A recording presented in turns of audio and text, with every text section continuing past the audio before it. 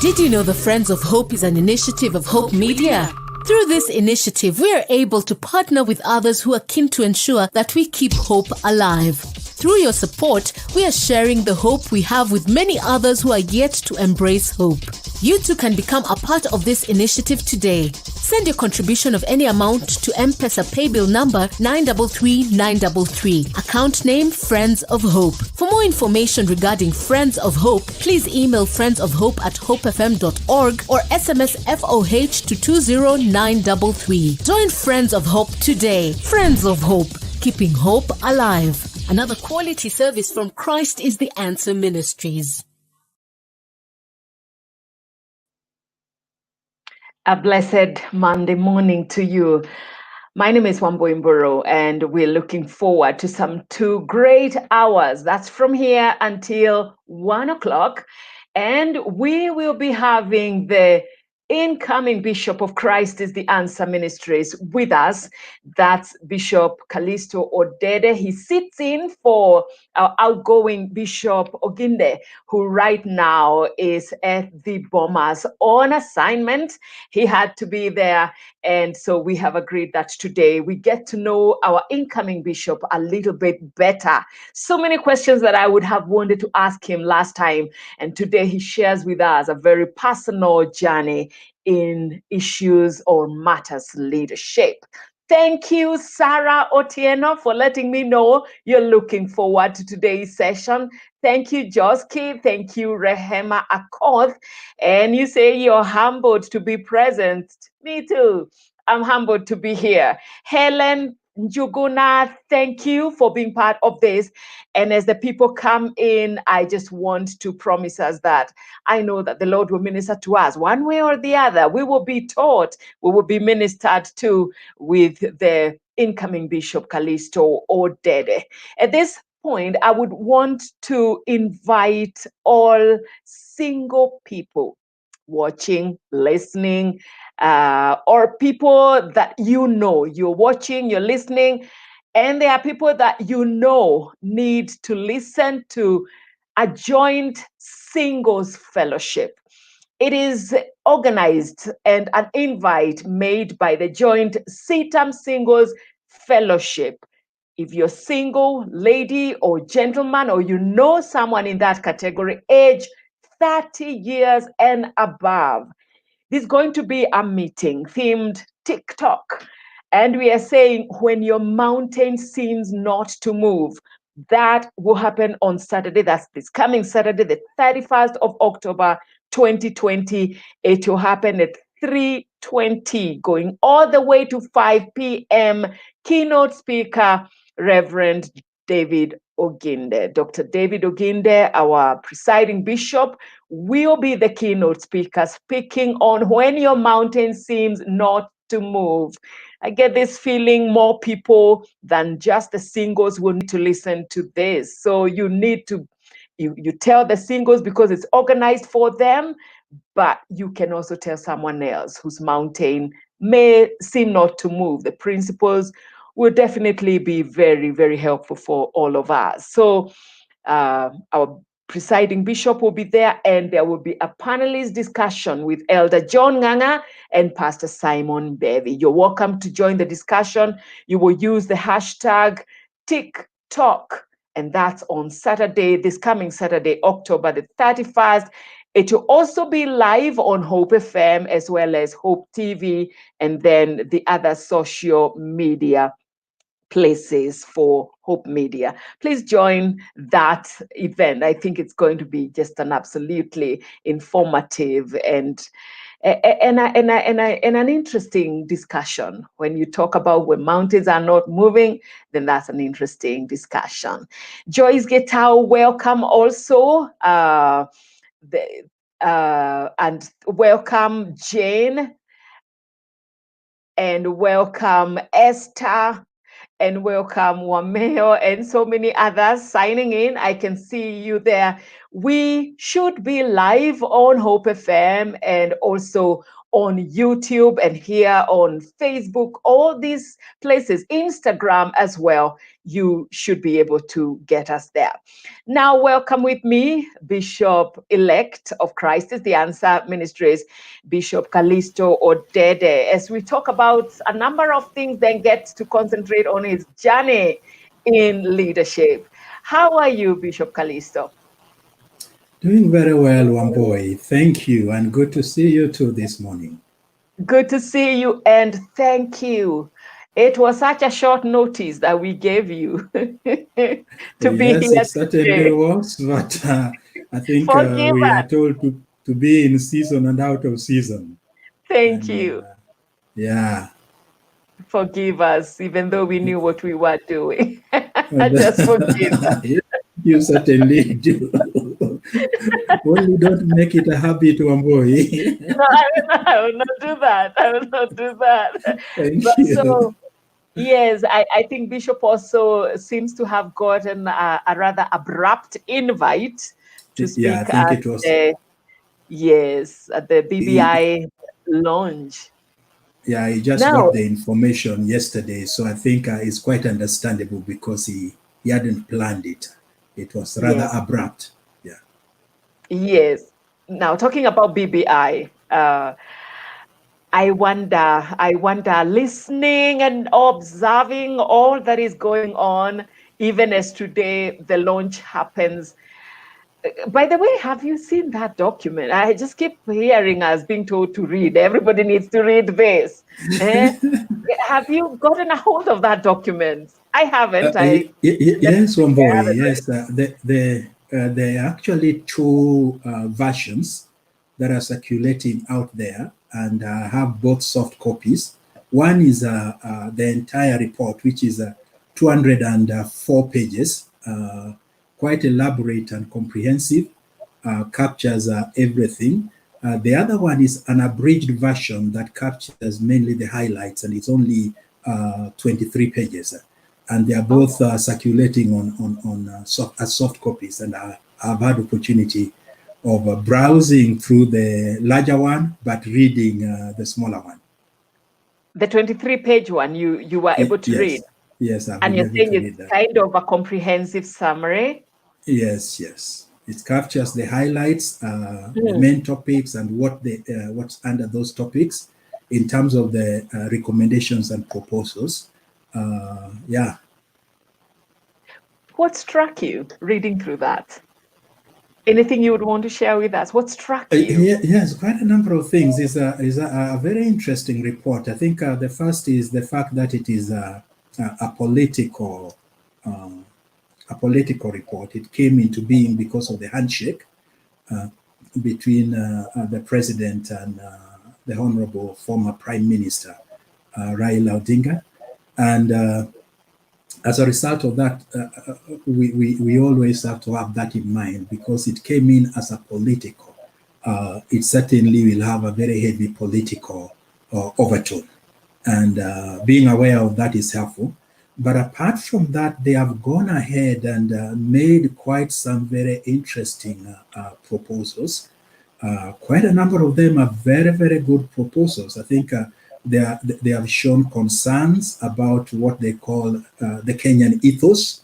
Do we have some foundation as Kenyans that guide us and lead us, that bringing values in our systems, values the way we operate, and they proposed how this ethos could actually be introduced, including every section teaching children right from primary school, going on all the way to secondary school, having a curriculum actually that brings out some of this ethos.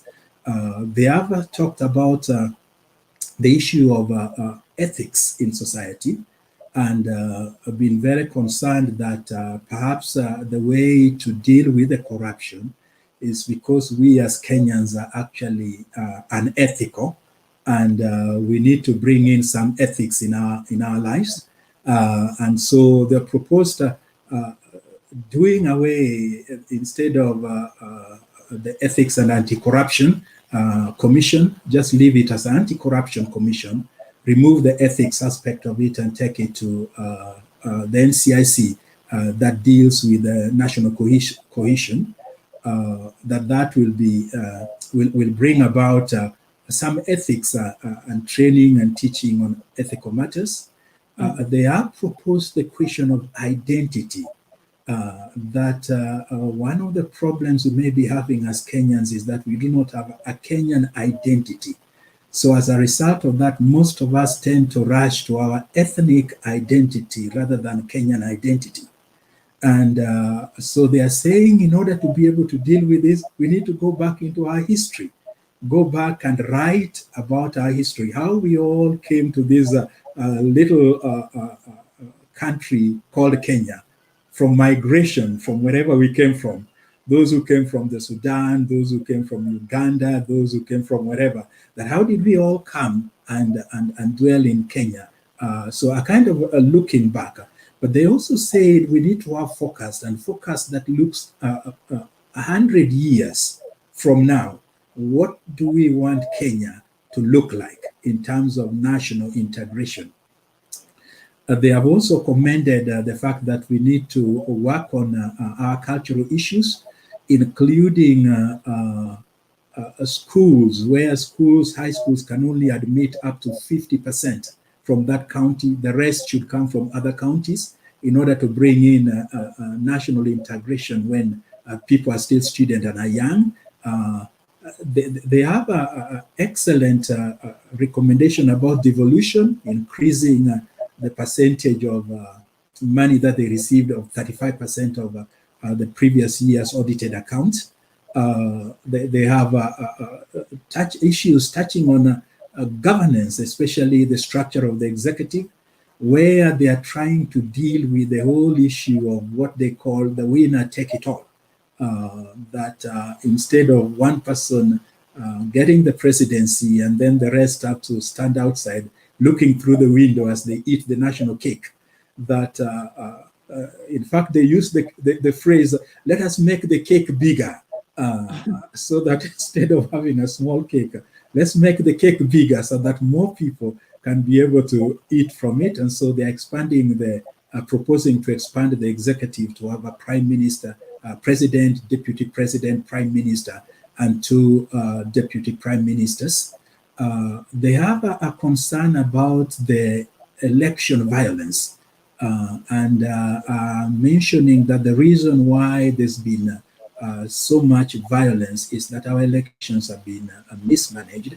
And so they are proposing to get rid of the entire IEBC and come up with a new body, and also structures that would allow for the chairman of the IEBC to be also the CEO of IEBC.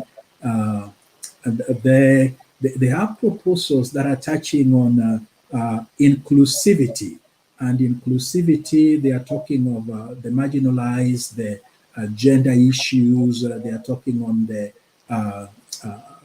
those who are differently abled, how they can become part and parcel of the government. But I found an item there that I thought was not good. In that inclusivity, they mention people of other faiths.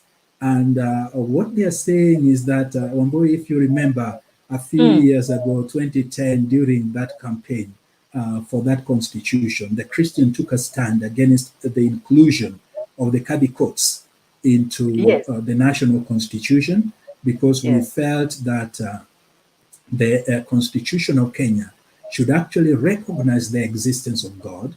It should go ahead and provide for freedom of worship. It should provide for freedom of propagation of faith and freedom of conversion, but it should not take one particular faith and give it prominence, and neither should it go the secular way that we have a constitution that is totally secular. So we are saying a constitution that recognizes God and gives all those other freedoms, but also allows the other faiths to practice their worship in manners that they would. But as it turned out, actually the Kadis court were included in the constitution. Now our Muslim brothers, and I do have a lot of sheikhs who are my friends, whom I care about also and who we are good friends with. But it does appear like our Muslim brothers are feeling that they are still not included. So they have actually requested, and the report is recommending that they be given the Court of Appeal, Qadi Court of Appeal, as well in this document.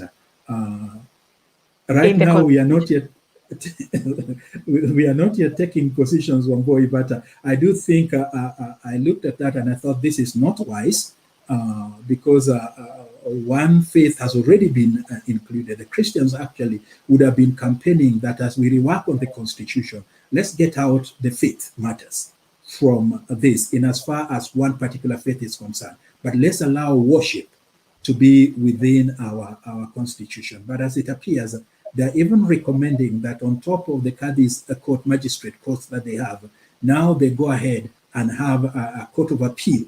And I presume a Court of Appeal that is to be paid for by the government, just like the Qadi's magistrate, Qadi's courts are being paid for by the government. So that was not good in the proposals that they had there. Among the many other things that they had, which were quite good, they had proposals, issues to deal with safety and security, how we can be a secure country, issues to deal with dual citizenship, how Kenyans who are dual citizens should not be prevented from getting jobs because of their dual citizenship. However, when it comes to issue of the commander-in-chief and the military, then they can be prevented from that. But any other issue, they should not be sidelined as a result of that. So a lot of good things, commissions, some of the commissions to be changed, to be looked at afresh, including for the health practitioners. They are proposing a health commission, just like the TSC, Teacher Service Commission, that they will have a health workers commission that will be undertaking responsibilities for all the health workers. And so they will be moved from the county governments, those who are in the county governments, and they would be employed now by a commission. So a number of things that I do think, looking through it, are very, very good. But then again, some issues that one would hesitate about. The other issue that is a concern is a fairly bloated parliament with more members increased, although they're saying they're taking care of the gender issue so that the gender issue that they've been struggling with will be taken care of.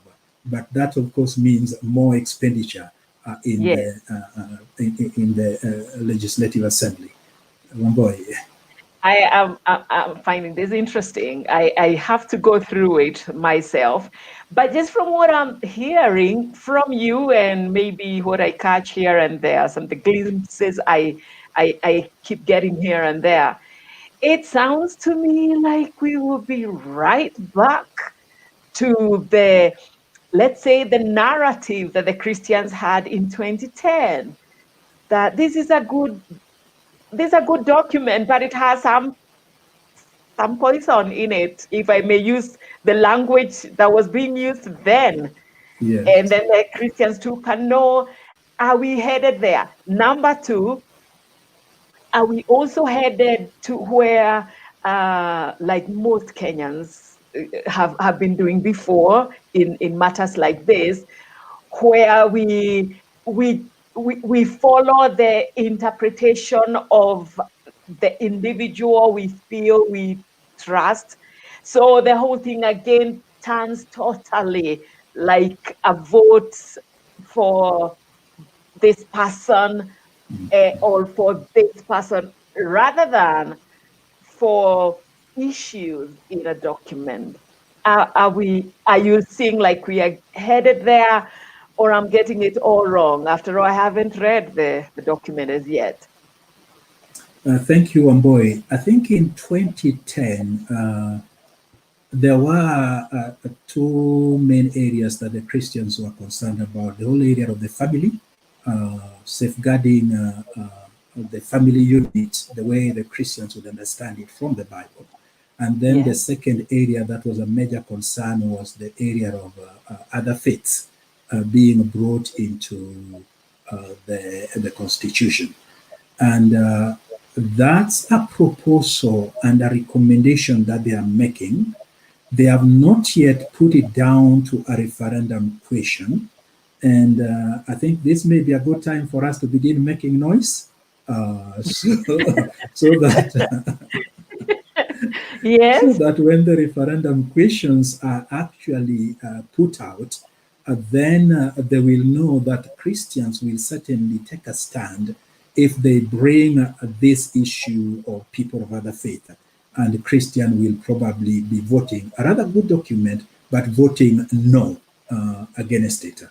So our prayer would be that as they go ahead and discuss it and pen down referendum questions, that it would be penned down in such a way that issues that are divisive, they're thinking of this as inclusive, but in our view, they're actually divisive because they are preference issues.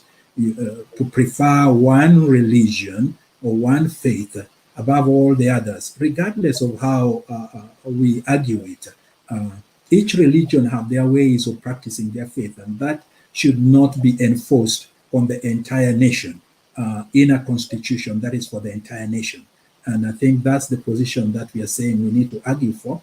On the other hand, when it comes to, because it was a political process, and Kenya being what it is, and an issue that perhaps this document is trying to cure, where we are very ethnically divided.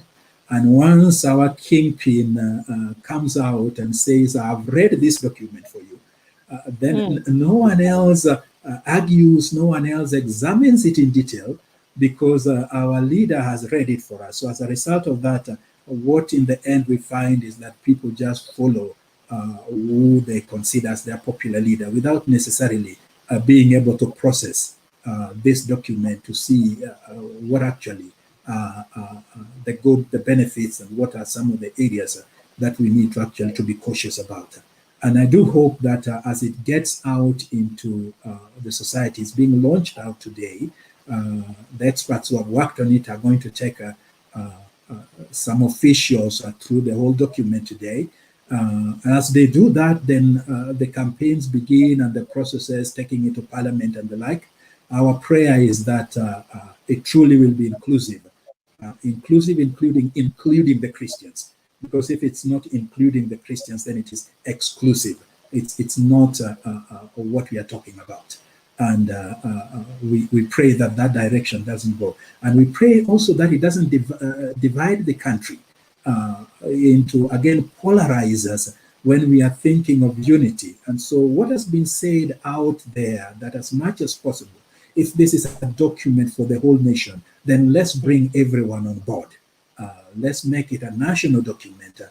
Let's have ownership together, both for those who are proponents and for those who are suspicious that it may be a Trojan horse, where outwardly it is a gift, but inside the enemies are actually lurking inside or hiding inside in order to destroy. I think that both sections would come on board if it is a national document, and all people be allowed to make input into this document together.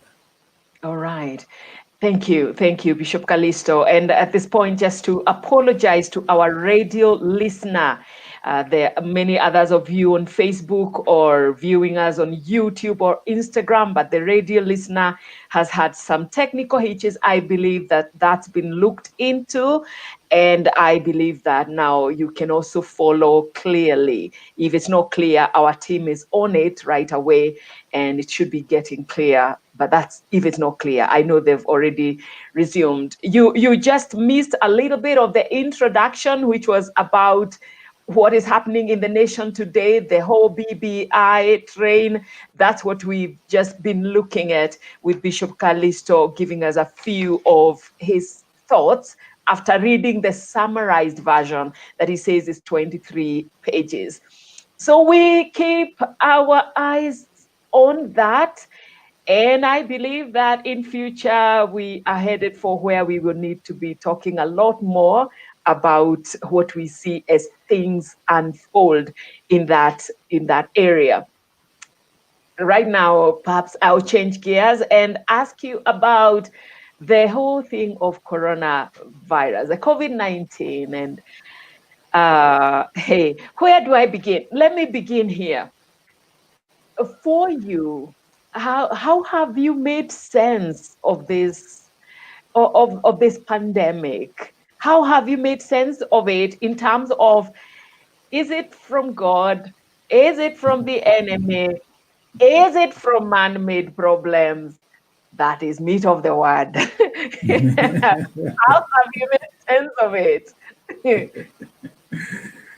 Yes, Wamboy, that's a hard question. Because when we look at the whole issue of things happening in the world, we have a world that was created good and created good by God and given to us as a gift from God, as a good world that we should live in. But then we had an enemy that came and interfered with the good that God had created. And as a result of that enemy interfering with the good that God created, some things came into the domain that were not originally part and parcel of what God had created. And as a result of that, we've had a number of things happening in the world that one would say their origin is not necessarily God, but permissively their origin is Satan. One of the other things we have also to deal with is the whole issue of the fact that Satan is still very engaged in the world. The Bible describes him as the ruler or the God of this world. And the Bible describes him as the power and the principality that is working, still working in the world. And as a result of this, there are a number of things that take place, and they take place with the knowledge of God, like Job, a very good Job being attacked by Satan, attacking his property, attacking his family, and finally attacking his health. And we do note that God was aware, but the action was done by Satan. And something like coronavirus, because of the devastation that it is making, I think it would be, we would not be right in saying it is God who is doing all this devastation. We would say there is an enemy out there who is the evil one, Satan. God may have lifted his hand, like in the book of Job, we read that he removed the hedge. And when he removed the hedge, the attacks came on Job. So God may have removed the hedge temporarily, but we can say what we are seeing actually is a devastating attack from the evil one that is bringing all this into the world today.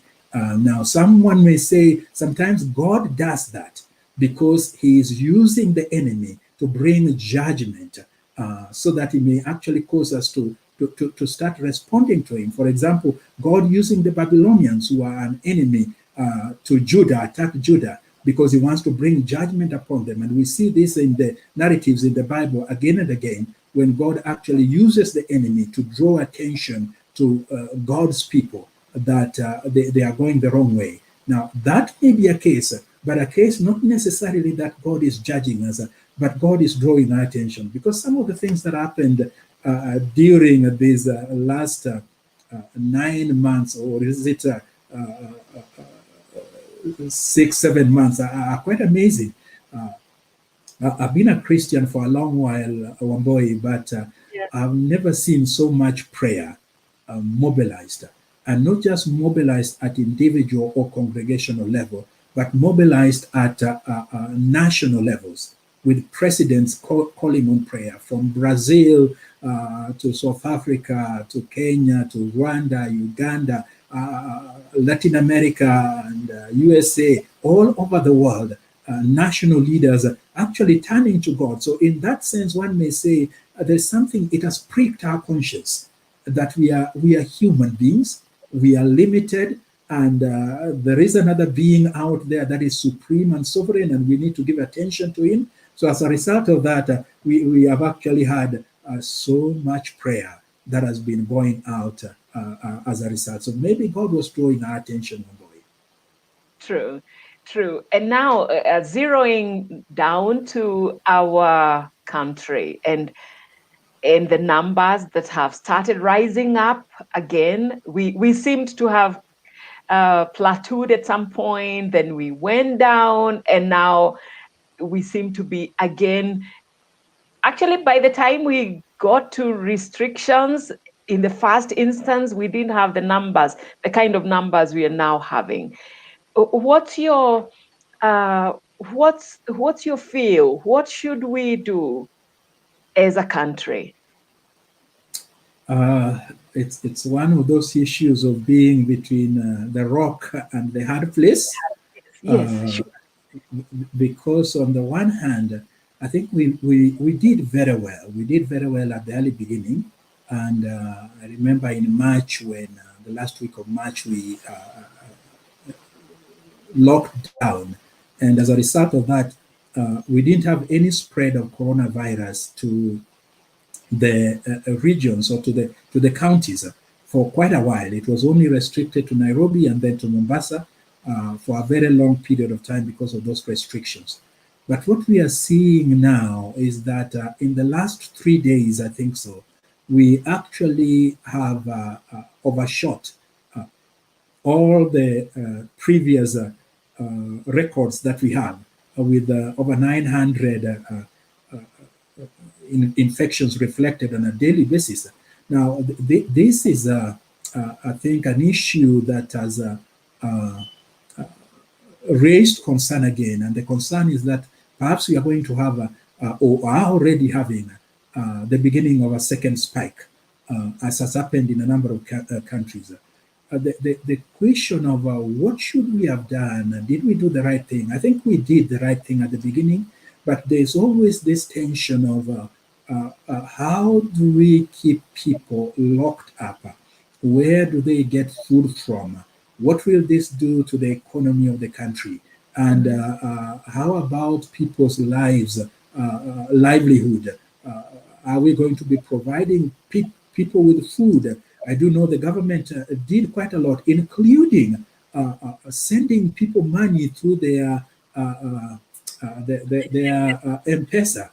A number of individuals, people who are considered either older or those who lived in the margins or those who are in the informal settlement, actually did receive on a weekly, I think it was a weekly basis, a kind of weekly or something, they would be receiving some money from the government just to take care of them. And this went on, I think, up to the end of September, when it was supposed to come to a conclusion, which shows that, yes, the government did take a step. On top of that, churches, I know a church like CITAM went quite a long way in making contribution. Businesses and companies, banks and society made lots of contributions to assist people with food just to manage this rather difficult time. But I think we've reached that stage where people become tired, people start relaxing, people begin feeling, we have more people dying of malaria than coronavirus or something like that. And then people start lowering their guards. And as a result of that, we don't wash our hands, we don't wear our masks, and then our politicians have become active again, going out onto the streets, and we're beginning to see people gathering without even wearing masks. So as a result of that, we are starting to have a spike again, and a spike that is making us have these record figures, which means, again, the opening of schools and the fact that majority of the younger people are carriers who do not reflect, they do not show the signs. So they would go home and interact with their parents and older people, and the older people would actually be affected, while the children, the younger people, are not affected at all, because often they don't show the signs. So this is a concern. The other concern is that the numbers of deaths now have really increased, as opposed to what it used to be before. We would have 3, 5, 6 people. Now we are having 12, 14 every day, which is rather high also. And I think that's a great concern that we do have. What would you advise happens if you were to advise, just from where you are, from what you know? What would you advise, especially if in terms even of like the churches are now open, well, registering fast, but still open, and the schools are open. If it was up to you, how would you go about this? That's an issue that every organization, including every church, have got to sit down and come with a decision. Although the churches are open, apart from the schools which are enforced by the Ministry of Education, but although the churches are open, no church is actually being forced to have an in-person service. As a matter of fact, I know one church that has made a decision they'll not open until next year, January. And so they have not opened at all. So it's not mandatory that the church must be open. And some churches, including the one where I used to be, Nairobi Baptist Church, did not open with everyone, delayed. CITAM did not open with everyone, delayed quite a bit until the right protocols were actually put into place. And so I think if we are thinking of a church opening, they must open, but open with the right protocol. As a matter of fact, I'm even encouraging churches, which we did in Nairobi Baptist Church. Once you start functioning, invite the Ministry of Health, the county government Ministry of Health, people who deal with epidemiologists, to just come and assess you in terms of how are you meeting with the requirements, with the protocols. And it's amazing sometimes when they do come, they'll shock you by the things that they see, which you don't actually see. So they will say, yeah, you are doing very well, but you are sharing microphones. Yes. That is no, you should not do that. Or they say you are doing very well, but you are sharing a pulpit. And Yes.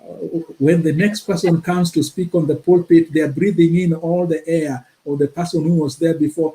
So I think that's a recommendation that I would give to the churches. Just have some people involved with the Ministry of Health, or set up a committee that includes people with the Ministry of Health, that gives you advice on a day-by-day basis on how you are doing in terms of the way forward. Secondly, I think, Wamboi, just looking through what has happened in the wider world, Europe opened, the UK opened. Now they have closed for at least partially closed for 6 months. They're saying they're bringing their country for 6 months. France had opened, they have closed again. And Italy have gone back into partial closure.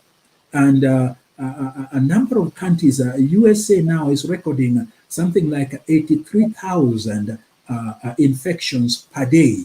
India per day. India is recording 100,000 infections per day. And when we look, Germany had opened for a while and even opened school. They closed again. What we are beginning to see, Wamboi, is that I think we need to prepare ourselves. This is a long haul. It's not a 100-meter dash. We are talking of maybe 2 years of something like this. It's a long haul. And if it is a long haul, therefore, we've got to learn how are we going to survive in a situation like this? How do we maximize, still reach our greatest potential, even with an enemy lurking out there called coronavirus? So it's a long haul, and we just need to be able to survive, and not just survive, do it in such a way that we do not endanger the life of any individual. We do not endanger our people. We do not unnecessarily expose them, because even if a vaccine is found, trials are going on in different places. Maybe they will start giving it out sometimes next year. So we are talking of almost 2 years journey, and we need to prepare ourselves. It's a long haul.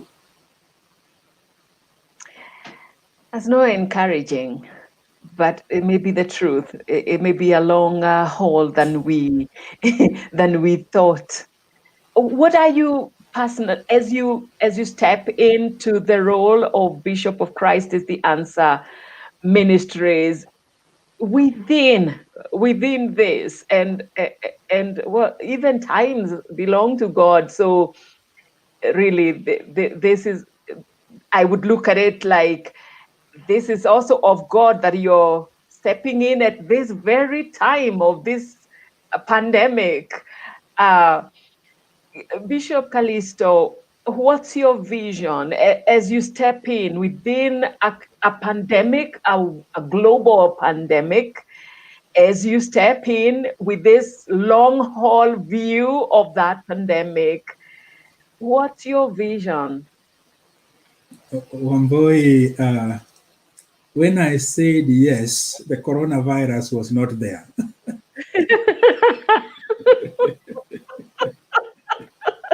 Should I change my mind now? Tell me. Tell me, should you change your mind? I'm hearing of a phrase that is now being touted around, a phrase called pandemic leaders. And pandemic leaders are leaders who have had to hold fort and who have had to be in positions of leadership during a difficult time. Just like a war leader, you come into leadership when the country is at war. It requires different styles of leadership. It requires maximizing on quite a number of issues. And so the same with pandemic leaders. And so we've looked at how some pandemic leaders managed in previous times when they had the Spanish flu and other areas. And we want to follow suit that we still would be pandemic leaders. Martin Luther was a pandemic leader at some point, but recommended very, very stringent measures. He actually used a phrase and said that as a leader, you don't leave your fort. And so he recommended that leaders in those days, they did not even know how to handle some of these issues like we do today. He recommended leaders to expose themselves. He said, you can't run away. Let your people know you are there with them when they're suffering, when they're dying. We have as far as 300 or so AD, when we had lots of pandemic, including in Egypt, then Alexandria, and we have Christians who are actually on the forefront of taking care of people who are unwell. So I've looked at the life of pandemic leaders, Wamboi, and we are not the first. We will not be the last. So that gives me encouragement that people have gone through it. It has required readjusting styles of leadership. It has requires maximizing on certain things that before you could not do, but it has required empathy with people, identifying with those who are struggling and who are facing challenges. It has required collaboration with national leadership, government leadership, in order to make a great impact and to bring preservation. And in our generation, it has required also lots of creativity. And so as we go ahead as pandemic leaders, I think one of the things that's coming forefront is that we have to be a group of people who are very, very creative. And we are so grateful to God that in our generation, we actually have things like the internet, we have virtual platforms that we can be able to use in order to continue ministering. There are some of our people that as we look ahead, will be able to come to church. And if they are on self-exposed exiles, we want to encourage them to actually return back to church and not be on self-exposed exile. But there are others who may be facing challenges because of either pre-existing conditions or age-wise. We need to take care of them where they are at without them feeling isolated or disenfranchised. All right. Wow. Interesting. So one of the things you've said, if I could just summarize that, is that you will be with the people as a leader within pandemic times. You will be part and parcel of the experience of the people. Number two, you said that there will be need for collaboration with the government systems that are in place, and for the reduction and just to make sure that people are doing the right thing. And then finally, you have said that you will be creative. You will want to see creativity. You will want to encourage creativity so that ministry continues. Did I get the roles of a pandemic leader correct? Oh, wonderful, Wamboe. Wonderful summary. Thank Yes. you. Thank you. We will take a short break. Bishop Calisto Odede, the incoming Bishop of Christ is the Answer Ministries, is with us today, all the way to 1 o'clock. In the next hour, and I really can't wait to get there. In the next hour, he shares with us his personal journey in matters leadership. We'll be looking at joys, we will be looking at tears, we will be looking at flat places, we will be looking at mountaintop experiences and valley experiences. That's in the next hour. If you're watching us on Hope FM, the radio, then you can catch up with the news highlights at 12. Let's take a short break and be back in a short while, about 5 minutes, and we can come back.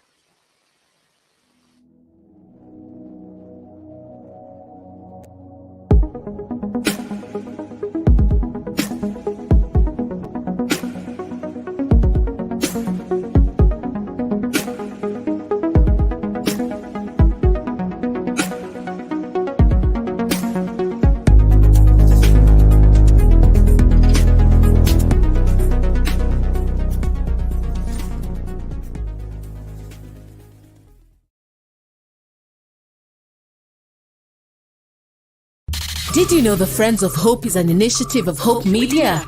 Through this initiative, we are able to partner with others who are keen to ensure that we keep hope alive. Through your support, we are sharing the hope we have with many others who are yet to embrace hope.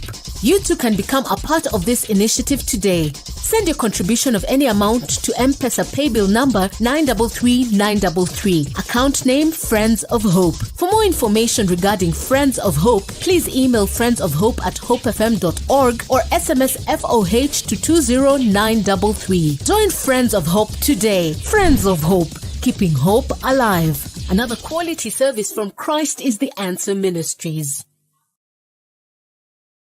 The Joint CITAM Singles Fellowship invites all single ladies and gentlemen aged 30 years and above to a meeting themed TikTok, When Your Mountain Seems Not to Move, happening on the 31st of October 2020 at 3:20 p.m. to 5 p.m.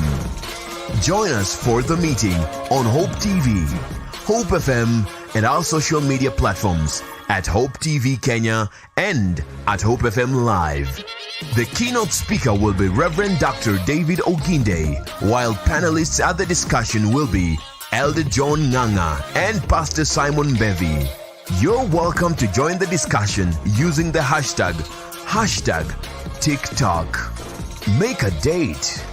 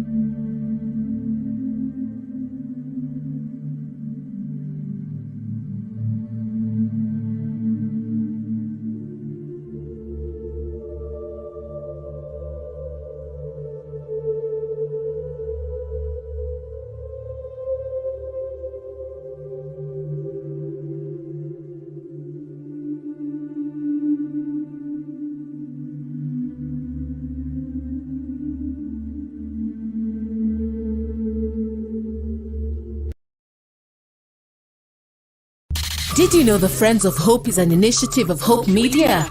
Through this initiative, we are able to partner with others who are keen to ensure that we keep hope alive. Through your support, we are sharing the hope we have with many others who are yet to embrace hope. You too can become a part of this initiative today. Send your contribution of any amount to M-Pesa paybill number 933933. Account name Friends of Hope. For more information regarding Friends of Hope, please email friendsofhope@hopefm.org or SMS FOH to 20933. Join Friends of Hope today. Friends of Hope, keeping hope alive. Another quality service from Christ is the Answer Ministries. Welcome back as we get to the second hour of our leadership discussion with the incoming Bishop of Christ is the Answer Ministries. That's Bishop Calisto Odede. And I will be reading a few of your comments. I can also get your questions. You can use the hashtag Hope Leadership Forum, and you can send in, you can post in your questions, Facebook, YouTube. And also, if you're listening on the radio, you can use the SMS line 20933. I'll be getting some of your comments and questions from there. I see this one from Happy Henry, who says 1,000 apologies to Bishop Calisto, because I have always spelled Bishop's name with a K instead of a C for Calisto. Now you know. And then you say you're loving the smooth way that Bishop David Oginde, I'm reading this word for word, that Bishop David Oginde has worked himself out of a job. It's the true definition of success. Well done for the new safe pair of hands. Wow. Happy Henry, thank you. John Olondo following from Ruaka in Nairobi Metropolitan. And we thank you, John, for being able to be with us. Paul Azina Amayo. Is that Amaye or maybe, and says that you're watching us on Facebook, it seems, from Norway, and says, nice to see you, Reverend Odede, and congratulations for your new calling. I remember you from campus days. You spoke to our lives. Thank you, Paul, all the way from Norway. Wow, thank you. I wonder what time it is in your zone. I'm just curious. If you can, let me know. I would like to know what time you're watching this. Winfred Matthew says, thank you. It has been sorted. I think you were dealing with the problems that we had technically with the FM, but you're saying that you can now get it all clear. Thank you. I actually got quite a number of posts on that saying that they can now listen in and the sound was clear. Thank you, Joy Gitao. And you're also thanking the technical team. You're able to listen well. Tune in, ready to gain some nuggets of wisdom from Espila Jackie. How have you been, Espila Jackie? It's been a long time. I think we haven't interacted too much as we used to on the FM only. But thank you, Espila, for being part of this. We appreciate you as one of our most regular listeners of Leadership Forum. Thank you, Marie Chacha Brooke, also watching. You didn't say from where. Carlos Mbithe watching, saying it's wonderful, getting the forum clearly. Joyce Getao, thank you for watching. Masila Ingabetite. I may have not done good justice on your second name, but you're tuned and we are grateful, as well as Helen, as well as Sarah Woga, who said, praise God, Bishop and Pastor Wamboy, good to see you. And it's good to see you too. Paul Morage saying, good discussion, but I feel, and Bishop Calisto will be picking this in just a while, I feel that the government should target the high-risk behavior areas, not bringing back blanket lockdown. I think it's a great observation there, and we will look at that, Paul.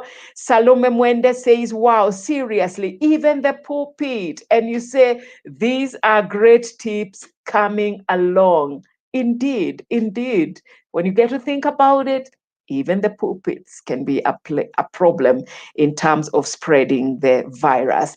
David Chalo Musioka saying, listening through YouTube channel, insightful. Thank you, Omboy, and Reverend Bishop Calisto Odede. Thank you also, David. Isaac Mire saying, let's focus on the throne of God. I guess you wanted to say because he is merciful. All right. That's about praying about the pandemic, I believe, focusing to the throne room of God and calling for his mercy. Thank you. Thank you, all of you, for this. Steve Chalo.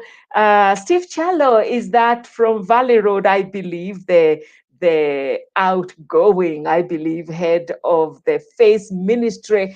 And Steve Chalo says, I'm tuned in and it's good to see our incoming bishop. Good to see you too, Steve. Sheila Jahenda says, hi, Wamboy. Why? All right, that was when the radio was not clear, and we thank you, Sheila, for letting us know that you weren't getting us too clearly. So if you have a question on any of the topics, it can be on the BBI, it can be on the coronavirus, and it can also be on the personal journey of our Bishop Calisto Odede in matters leadership. Now inviting him back so that we can pick it up. Welcome with me now, Bishop Calisto Odede, the incoming Bishop of Christ is the Answer Ministries. Just a comment on a question that came from Paul, or an observation that came from Paul Bishop, where he was feeling that the government should be more targeted so that we'd never get again to like a whole country on partial lockdown, that we just target the problematic places. What do you think of that observation? I think what we have seen is that where there has been some kind of a restriction on people interacting, social distance and the like, it has actually affected. The virus needs a human being to move it from one place to another. It cannot move on its own. It rides on the back of individuals. So if you can limit a human being from moving from one place to another, you actually limit the movement of the virus. However, we are also aware that complete lockdown actually has its consequences. Businesses are shut down. Many people have been retrenched. Individuals do not have source of food as a result of that. So it has its own disadvantages. But on the other hand, I think allowing everything to go back as usual, with people interacting as if there is nothing out there, then we are going to have a spike. And again, we don't have to theorize about this because we have seen it happening in other countries. And we do know if we go that direction is exactly what's going to happen here as well. I think my own position has been what I've called in many places the Nehemiah style. Nehemiah comes up and he says, we have an enemy there called Sanballat, Tobiah, and the Arab, and they want to attack us. Therefore, let's carry on one hand our swords, but let's pray to our God. And then he says, so we prayed to our God, and then they still carried on one hand the sword. In other words, let's take all the measures that have been proved to actually assist in containing the spread of the virus. And at the same time, let's pray to the Lord our God. And as we call on the name of the Lord our God, he is a gracious and a merciful God. He'll be able to hear us. That's the Nehemiah model that I recommend, actually. Oh, the Nehemiah model. Yeah. Does that include, because he was saying that they were to carry the sword as they continued with the work. So you That's too right. would go for a lockdown. I too would go for let's continue with work where it is possible and not complete lockdown, but let's carry the sword. Let's take measures. Where there is an issue, for example, a spike in a school, let's close that school for a while, 14 days at least, or 21 days, and give them break, and then they can come back. If it is a county, where we are seeing there are situations and issues that are coming up within a county. If it is the bars, someone has talked of the risk areas, like the bars, if they are the ones that are bringing an issue, let's contain them there. And so selective kind of, I don't want to say lockdown, I want to say selective kind of measures that would actually contain the illness from spreading. Okay. Without a blanket kind of measure. So yeah, you absolutely capture also what Paul, I think, was talking about. So you agree with him. That's also your model. So aptly named the Nehemiah model. Thank you. Thank you, Gashanja Njoroge, for tuning in and for getting, you were happy with some of the responses that we are getting. At this point, even as I wait for questions that may be coming from the SMS line 20933, we are able to still get your SMSs there. And if you send it, then I'll be looking at it later. As we do that, Bishop Calisto, now to you. As a leader, and as a leader who has quite a journey behind you to today, when you're now at the door getting into the top leadership of Christ is the Answer Ministries. How much of that journey can we cover in the remaining minutes? I don't know, but I would like us to really cover some of the peaks, some of the valleys, some of the greatest joys, and some of the tears, really. I don't know, but maybe on a flat, before we begin to take the highs and the lows, if you could just take us through when the journey of leadership starts for you, as far as your the way you perceive it. When did they start the journey in leadership? Thank you, Wamboi. Again, a very broad question, but let me try to respond. My response is that I don't remember any time in my life when I was not in leadership. Wow. I don't remember. Right through high school, as far as my memory goes back, I've always been in leadership in one area or another. I think went through the university. I was actually the Christian Union chairman at Kenyatta University. Finished that, joined Focus, was quite involved in the missions department, bringing up that institution and setting up what's now called commission conferences. So I've always been in one way or another in leadership. After Focus, I went to International Fellowship of Evangelical Students, what's called IFES, and worked both continentally, giving leadership again in the English and Portuguese-speaking regions of Africa in terms of the student ministries in various countries, and then at the same time also involved in international level, particularly in mission areas. So as far as I look back, that had been my leadership. And when I finished with IFES, I was invited by CITAM to come and be the deputy senior pastor at Valley Road, and served there in that capacity, I think, for 1.5 years, then became the senior pastor at Woodley. Served there briefly, then became the senior pastor at CITAM Karen. Served there, then became the senior pastor at Valley Road. And from there, the Baptists came to request for me to go and become the senior pastor at Nairobi Baptist Church. And then from Nairobi Baptist Church, CITAM leadership again invited me to allow my name to be part and parcel of the other names that were being fronted for consideration into the office of the bishop.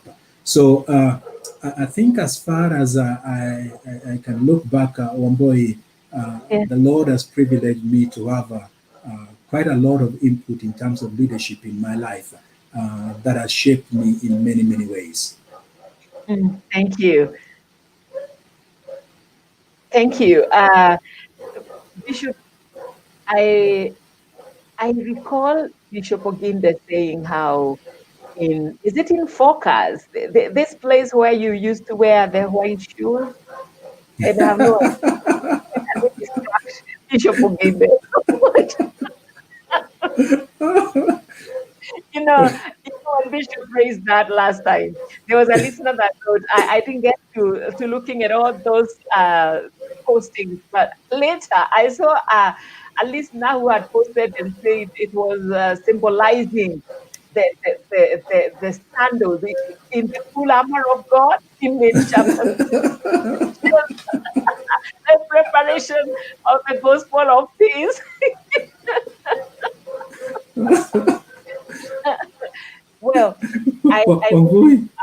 yes. Those white shoes have a classic history.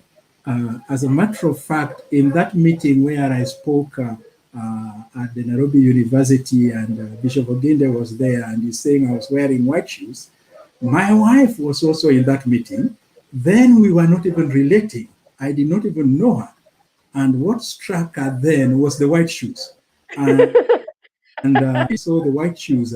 She actually dismissed me outright. How can you be wearing white shoes?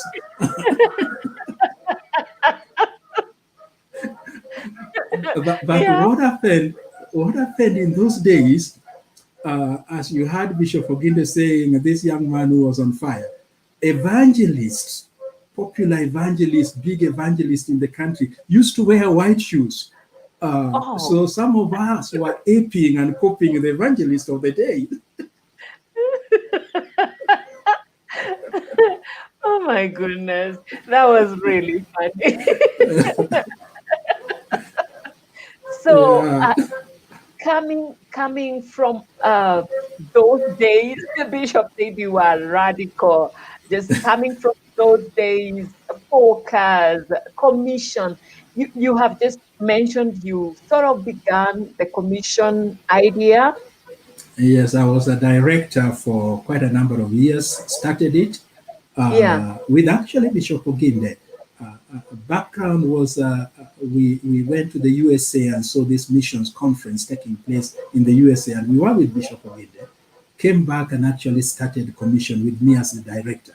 And it has made a great impact upon many people. I meet people whose lives were transformed through commission conferences. It does sound like it's been quite an impactful. Is it still running? It's still running. Now getting together close to 5,000, 6,000 people from over 16 African countries once every 3 years. So when is the next one? It was meant to be December this year, but they've actually had to postpone because of the coronavirus. A lot of things have to be postponed then. So maybe next year. I think depending on how the situation. Sorry? Are you and Bishop still very involved in it? I speak almost in every commission. I don't remember a commission where I was not a speaker since it started in 1988. I've been speaking. Even this one, I was meant to be a speaker, and I'm aware the bishop also speaks quite often in commission. All right. Well, so the journey goes back to all those times, and then when you've been a pastor here or there. Yeah. I had promised that I would look at some of the peaks, or let's just call them some of the highest times in terms of leadership that you have experienced. That's another broad question. I would like you to zero it and determine for yourself how much you want to share. But some of those things that even looking back, you thank God to have been part of. Thank you, Wamboi. I think looking back into my life in terms of leadership, I realized that there is a sense in which God prepares you by giving you certain kinds of exposure, which when you do go through them and you handle them, they become like stepping stone to other avenues of leadership. That people don't start leadership at the top. there are a number of people who wait to start leadership at the top, that people start leadership by responsibilities that you get on a day-by-day basis. And as you become effective, they develop qualities in your life that actually will be used by the Lord in order to honor himself. I take, for example, my engagement in the Christian Union at Kenyatta University as the chairman of the Christian Union. That was a leadership, leading a team of about 300 born-again Christians. We had to plan the programs, plan the preaching programs. We had to step in when the preacher did not turn up. We had to be involved in small groups, getting them together, training the small group leaders. Now, all those developed in me certain kinds of qualities of leadership. It is also there that we developed in prayer. I think having a group that prayed, and nearly all the people who are with me in the committee during that time are involved in ministry today, serving in one way or another. It developed in us leadership, the trust in God, the faith to believe in a God who works miracles, a God who is at work among us. Now, all that during this time at Kenyatta University. So when we started working with Focus, already God had laid in my heart some foundational basic leadership principle, prayer element, the whole question of organization, minutes taking, and some of these things that make a leader. God has started laying them in my life from that early time. I think the other thing that I can trace back also to that period of time is the renewal, if I may call it revival, renewal, that came during that period of time in Kenyatta University is amazing, amazing. God moved in a tremendous way. I still remember people left their crutches in the prayer room because God had touched people and healed them. People left glasses in the prayer room because miracles were happening. There was a great renewal as a result of God's movement upon us then. I think I would also mention coming into Focus, one of the greatest highlights, as we've talked about, is of course Commission Conference. I was invited in Focus to come and assist in initiating, starting evangelism and missions department, which were not there before, and Commission was part of the missions department. And coming in and being able to inaugurate that department and see it picking up, and the Lord using it to the extent that years afterwards, now is almost 30 years afterwards, what we started then is still going on and touching a lot of other lives as well. I think that has been encouraging. Perhaps I also may need to mention here that Wamboi, at that point, Focus was being considered more as a Bible study movement, because they were quite involved in helping people to study the Bible in small groups. And it was known more as a Bible study movement. But because the wider students were beginning to turn charismatic, were beginning to turn Pentecostal, and Focus, although the staff workers were charismatic Pentecostals, but they were fairly evangelical. So many people thought Focus was quite unspiritual, just like you had the bishop saying the other day. So when people like myself came on board Focus, there was actually a great movement again, renewal among the students that brought in a massive support to the work of Focus. Someone would say it was almost like a turnaround in terms of bringing more people to identify with Focus in those days. So again, I saw their renewal. Wamboi, coming on to my time with IFES, I had a difficult role of working in some very difficult countries in the world. I had to work in Sudan when Sudan was still very restricted, but going into that country, meeting with groups, training leaders, holding conferences. I had to work in Eritrea when Eritrea was actually not allowing a Christian ministry. Pastors and Christian leaders were being arrested and put in jail. I had to take a risk and go in. At some point, someone asked me, "Are you not afraid what would happen to your family when you go into those countries?" And I responded and said, "I'm more afraid what would happen if I do not obey and go in, because then I would be I would be going on my own." So working in a country like that, sometimes having to sneak in and take food stuff instead of putting my clothes in my suitcase, I would put rice, I would put cooking oil, because there was shortage of food, and going and passing through customs without knowing whether I would be able to pass through customs. All those really strengthened my faith. And I look back to those days and I say, God was actually doing something in my life in encouraging me to trust in him, to put faith in him. And that as long as I'm doing his work and I lean on him, he will walk with me that journey. And I saw the kind of things that he did during that period of time, the countries we impacted during that time. And I really rejoice and praise God for that. And of course, then moving into the pastoral ministry, great highlights, great times of joy. I enthusiastically remember our time in Woodley, short time, but a great time in CITAM Woodley. I remember Karen. Karenites will excuse me for saying this. Those days, people considered CITAM Karen as the Catholic Church of CITAM, and that's not a negative statement. But oh my goodness!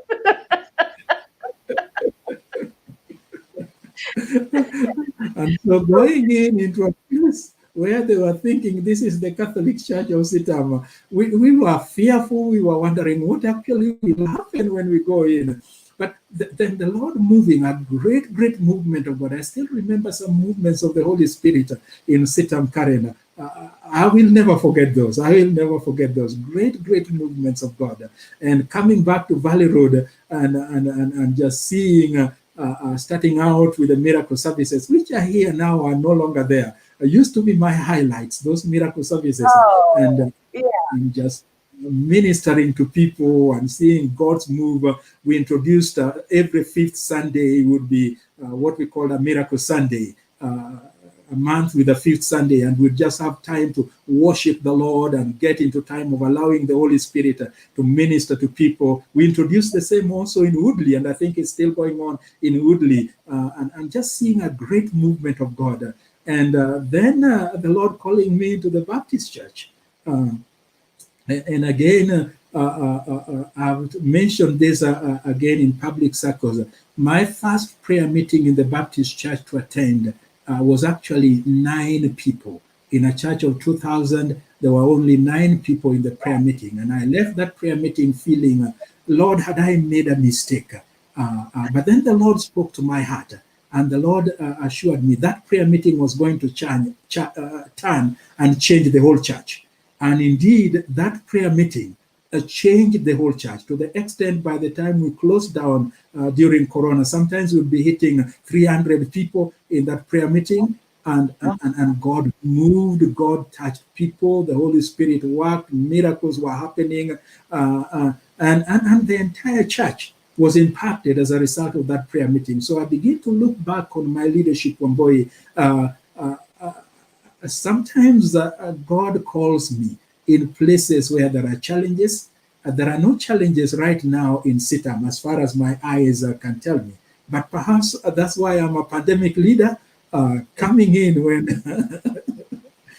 when there are great challenges. And God has used that to bring some great renewal. So I look back on my leadership and I see renewal, I see reformation, I see changes.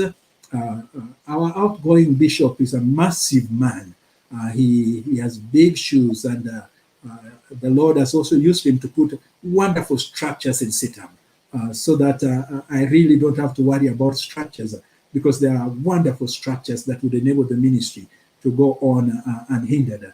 But perhaps begin thinking of internal, national, and international, and just look at what might the Lord be telling us as we look within us as an institution, as we look at the nation as an institution.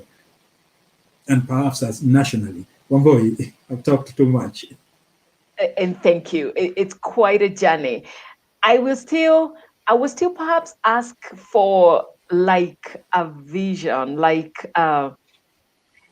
or shall I ask what would be like your first priority, if that's a better way of asking it. I would want to know, as you come in, what's on your mind for CITAM as a family of believers. Let me sidetrack by mentioning something an old Baptist pastor once told me. An old Baptist pastor once told me that when you come into an institution as a leader, there are some things that you should not do. One of them is you should not speak in a manner that shows the person who has been there before you was not effective or efficient. And he said that and said the reason why you should not do that threefold. Number one, he has his people in that institution. And the moment you tend to speak as if to infer he had been doing nothing, you already lose those people. They will not be your supporters. So you lose them. And number two, your achievement may not supersede his. You may not even be able to do a third of what he has done. So by coming in a manner where you are pompous and beating your chest and feeling you will do much, much more than he has done, you actually are making a mistake, because you don't know whether you would even be able to accomplish a third of what your predecessor has done. And number three, he said, please remember, someone else will be taking that office also after you. And they will also have the opportunity to speak. Who is that wise Baptist pastor? I'm curious. He's an old Baptist pastor, and I really appreciated those remarks. And because of that, I would actually want to make comments about my vision with the other understanding. A scripture verse comes back to me. Let him who withdraw his sword not boast over him who sheathes his sword. The person who withdraws his sword is actually getting into battle. Yes. The person who is sheathing his sword, he has wounds.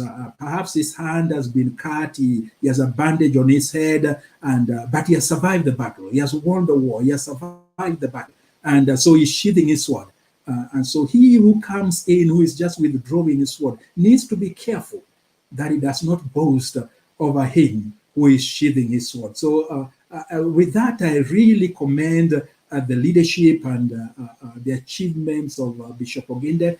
Marvelous achievements, great works that he has done, and kudos to him in every area.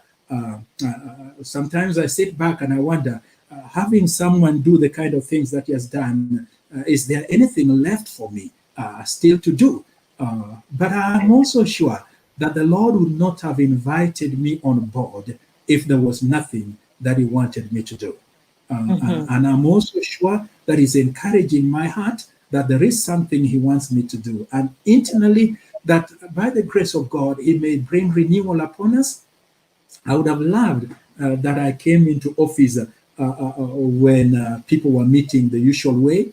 But for some reason, the Lord has seen it fit that people are not meeting the usual way. But just renewal among us as staff, renewal in my own personal life.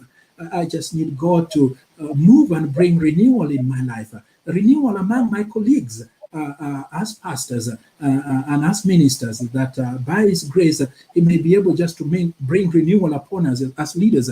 And when he does that, that spills out among the congregation and begins to touch other people. So in whatever way he will be able to do that in my life, I'm praying, Lord, I'm available. I'm looking forward to you bringing renewal in my life and also in the lives of my colleagues as we go on to serve you in CITAM. That's internally. And internally, I'm also praying that the Lord helping us, that we would be able to get exposure to our pastors.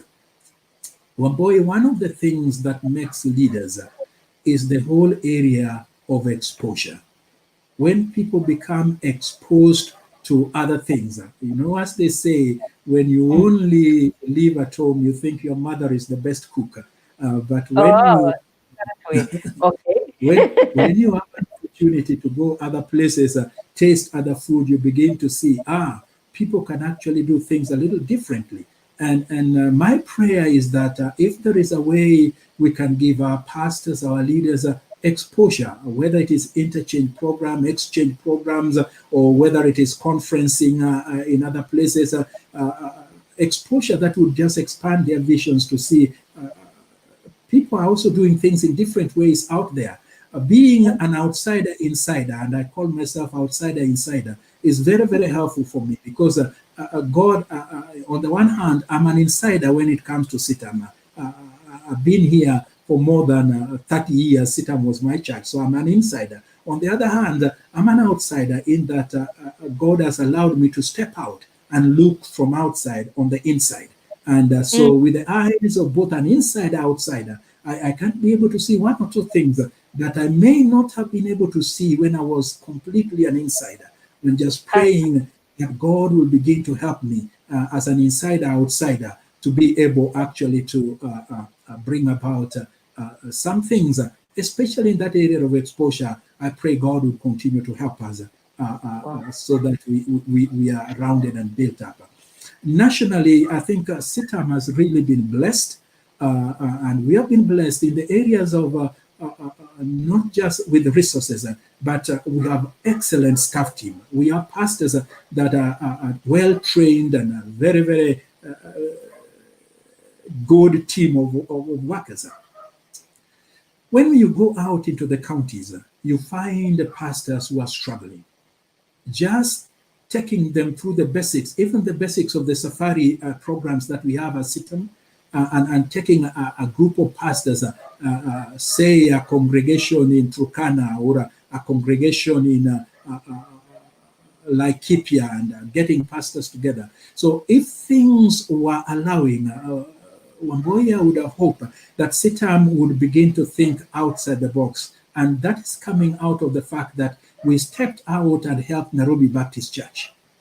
Yes, it is. Can that be done to other churches? Can that be done to other churches that are struggling out there in the counties? So that even if it means just preparing pastors' conferences where CITAM pastors will go and minister and encourage them, making a national impact. I think I see that as a possibility and something that I pray the Lord would help us with, to think of ourselves as the wider body rather than an empire called CITAM, but the wider body of Christ, where we can be able to make an impact in the wider body. I'm praying about that. And then internationally, Wamboi. I'll come back to that one is very interesting. I'll come back to it. Yes, but go on internationally. Internationally, I do think we've started international church planting.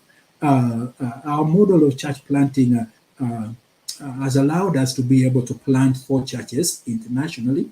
But I think we can be able to do much more.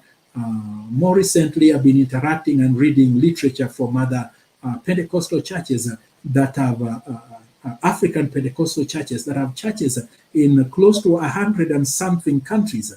The Church of Pentecost of Ghana has churches in about 107 countries. And beginning to ask, how did they do it? And just looking at their models and thinking through, are they models that we can adopt? And so thinking of our model of church, international church planting is an area that I pray the Lord will be able to help us through. And also specifically targeting what I would call gateway cities. There are cities that are gateway cities. I think of, for example, right now, Khartoum. Khartoum is the gateway to the Arab world. And the government in Khartoum has all of a sudden, after the revolution that they had, become extremely open to Christians, extremely open even to Israel. This coming week, I think they are meeting with Israel. And as a result of that openness, it means this may be the right time to plant a church actually in Khartoum. And if we plant a church in Khartoum, that church, because it is an Arabic-speaking country and we are able to enter in, that church will be the gateway to the Arab world. So we need also to begin thinking of gateway cities that we target specifically, because we are thinking of them enabling us to launch out into other areas. Dubai is a gateway city that perhaps we need to begin thinking about also. How are we going to get into some of these gateway cities to plant churches? Wamboi, after talking too much. Wow, I am amazed. I am amazed. But let me take you back to the national vision. This vision of, for example, CITAM doing with other churches out there in other counties. What CITAM did with Nairobi Baptist Church when CITAM sent you there. Is that model, that the very model that happened with you, is that on your mind at all? Where, for example, you can pick a pastor with certain giftings from amongst the pastoral team and send them, let's say, to some church way there. Let me not mention any of the counties, but in one of the counties, they go there as missionaries. All their support is still being done at CITAM with a specific mission. Is that viable, or you're just thinking in terms of conferences and teaching places and getting pastors and helping from where we are? The very model of what happened with you in Nairobi Baptist Church, is it part of the vision you have? I think the Nairobi Baptist Church model was an expensive model, expensive to CITAM, and I think we may not be able to do that more often unless second thought that I would have for me is a thought of are there some struggling churches that actually have potential of making a great impact, but bringing an input in that church and helping them to come up, and then some may require want to associate in one way or another, other may not require that kind of association, but being able to help them come to that level. Secondly, are there areas, towns, that we can actually start an ongoing fellowship with pastors, not of one denomination, but bringing together 20, 30 pastors that regularly we will be exposing in some things that have to do with the governance of the church, how to lead the church, how to be able to make an input, how to be more accountable, how to set up structures and systems, and then bring renewal in the church, how to grow a church, how to work small groups. But do this not once as a conference, but something that you do repeatedly. We do repeatedly, almost quarterly or something like that, having functions with the churches like that. I think that's a model that is possible, and that CITAM can actually be able to do, because we've been blessed, and with this blessing, we need also to be a blessing to others. Amen. Amen. Amen. Thank you. Thank you. Just to mention Betsy. Betsy, I do know Betsy from one of the ministries at Valley Road, but now she's in Istanbul in Turkey, and she's saying Istanbul is well represented. Thank you, Betsy, and all the best to you. She's one of the frontline workers, as I remember her. Thank you. Sandy is streaming live. Jerry Bere with a question there. I think some myths that we may need to bust about you, and I'll be coming to that, Jerry. But first, because I had said we would look at highs and lows of ministry, let me get to some, maybe just one low in ministry that you could recall, and to get us there from our brother Otiende. Maybe I can use that to launch. He says, ask the bishop whether he has ever had moments when he felt like quitting ministry due to one reason or the other, and how he dealt with it. That question captures the question of lows. Would you want to approach it that way? 3 times. I have Three. come to that 3 times, yes. So Yes. I think the initial time was very early in my ministry. And since I've said this publicly, I can go into the details, where I began comparing myself. I was trained in the university as a teacher, a physics chemistry teacher.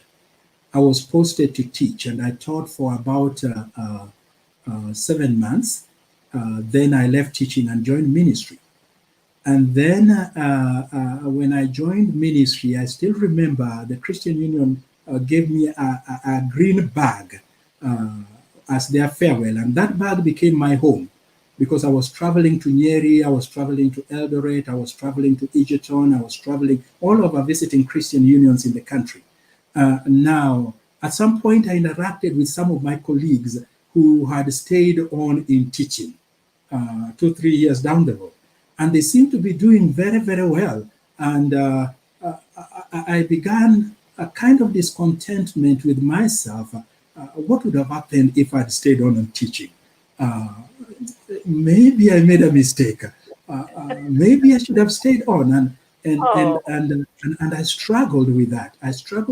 And I remember one particular evening, I know we don't have too much time, but one particular evening, I had traveled to Egerton University. I traveled to Eldoret then on Wednesday, Thursday, and then Friday came back to Egerton University. And Saturday evening, we were meeting together with the Christian Union, and my colleagues were also joining me.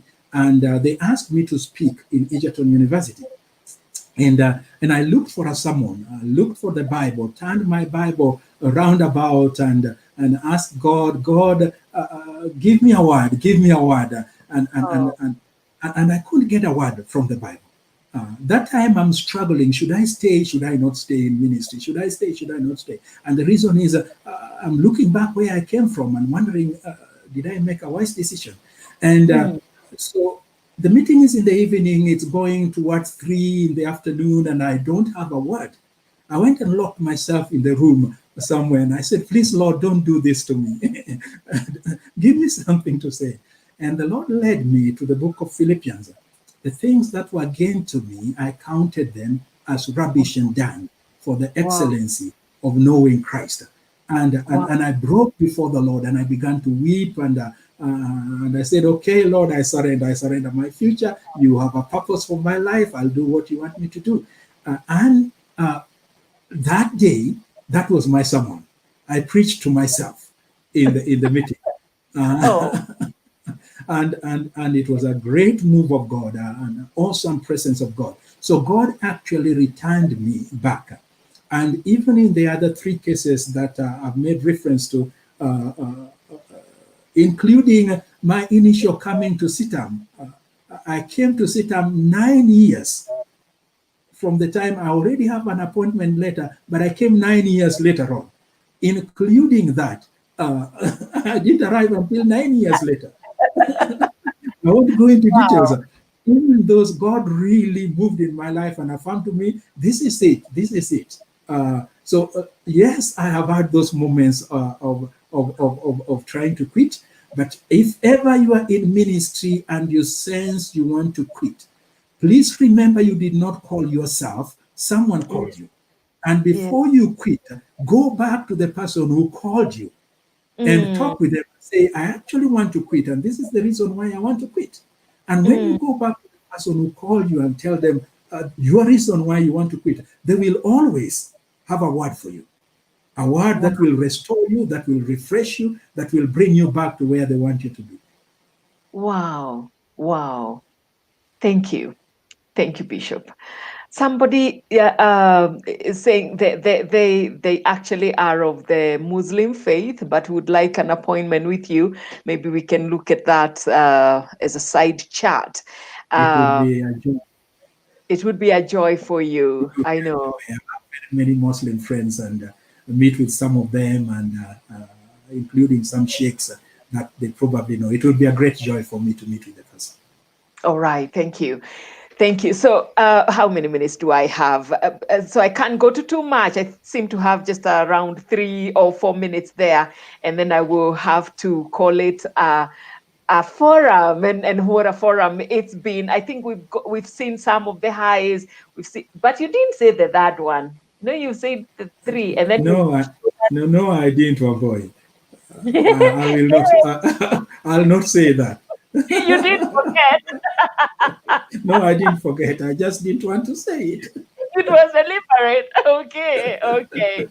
All right, then. If it was deliberate, I'm going to leave it. Pilar Jackie is extremely happy with the quote you said. The people don't start leadership from the top. They start by handling responsibilities that develop their leadership skills. Joske is asking whether focus still exists. Is it still there? Very, very active, and they still are. Even right now in coronavirus, they have almost close to 400 groups that are still meeting online.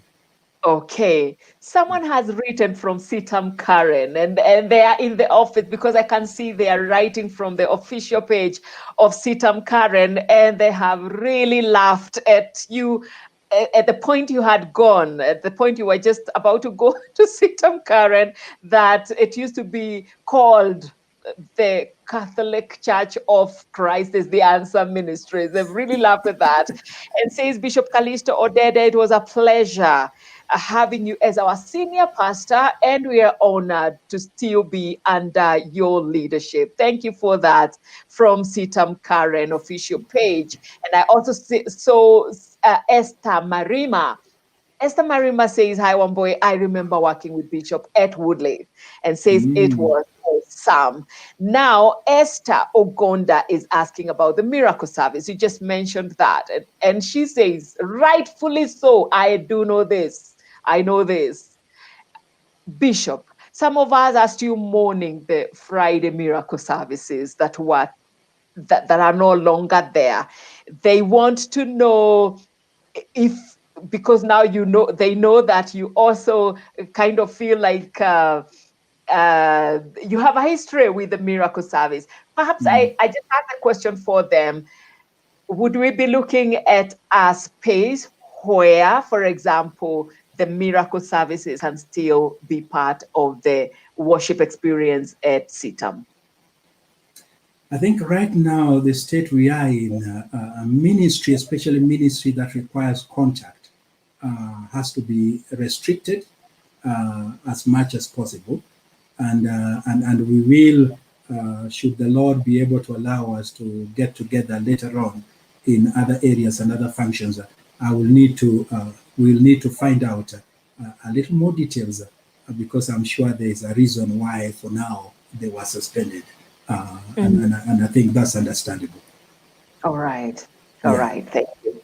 Thank you. I will wind it up. I am being told that I have ran out of time, but what a great time we've had with the incoming Bishop of Christ is the Answer Ministries, Bishop Calisto Odede. In the future, we also should be able to host his wife, perhaps together with Mom Nancy Oginde. That would be, I am looking forward to, oh, the Lord grant that I should be able to do that. I am really looking forward to that great time with those two girls, and just know what their past, even together, has been like. Please pass our love to the incoming bishop's wife. Thank Elizabeth. you very much. Yes, we are looking forward. We are eager to hear from her as well. And thank you for such great insights. And thank you for sharing your vision for us that has come in 4 prongs. There's the renewal part, there's the exposure part for especially the staff and pastors. There is the international part of more planting of churches in gateway cities. And there was the other part that has to do with national, being at a national level, a caregiver to other churches that may be needing care and also needing some input from CITAM. We thank you Bishop of Christ is the Answer incoming Bishop Calisto Odede. Thank you for your time at a very short notice. I appreciate. Thank you very much, Wamboy. God bless you. God bless you too. Up next is the news at 1 o'clock if you're on radio, and after that, Shangilia. Have a blessed Monday afternoon and a blessed week ahead. Did you know the Friends of Hope is an initiative of Hope Media? Through this initiative, we are able to partner with others who are keen to ensure that we keep hope alive. Through your support, we are sharing the hope we have with many others who are yet to embrace hope. You too can become a part of this initiative today. Send your contribution of any amount to M-Pesa paybill number 933933. Account name Friends of Hope. For more information regarding Friends of Hope, please email friendsofhope@hopefm.org or SMS FOH to 20933. Join Friends of Hope today. Friends of Hope, keeping hope alive. Another quality service from Christ is the Answer Ministries.